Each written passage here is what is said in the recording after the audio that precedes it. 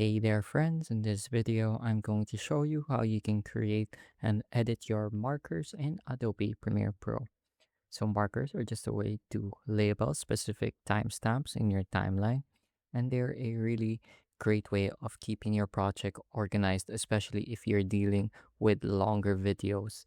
So let's say you have hours of footage and need to condense them down. It's really useful. So to get started, simply go to your timeline and move the playhead to a desired point, and on your keyboard press M. So as you can see, it shows up here and here.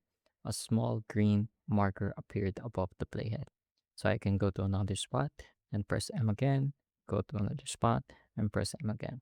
So this is really useful if you want to note down specific portions of your timeline. So let's say a specific portion is for your introduction, another for your body, and then another for B-roll, etc. They're also useful for marking audio changes, and they're just a generally a very good way to keep your things organized. So to edit your markers, all you have to do is double click them and you can change their color. You can add a comment. You can also change the name. So let's say this one is for music start. You can press OK. And as you can see, that changed the color of our marker. Then here we can do the same. Say this one is change music. Press OK. And there. So no matter what we do to the timeline, the markers will stay in the same place, and it's a good way of keeping track of how you want your project to progress.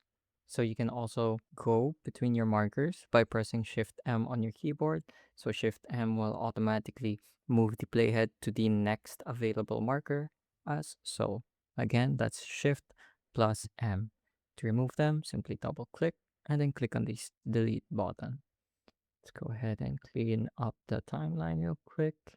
And hopefully, I was able to teach you a quick tip that helps you in the long run manage your Adobe Premiere Pro projects. So that's it for this video.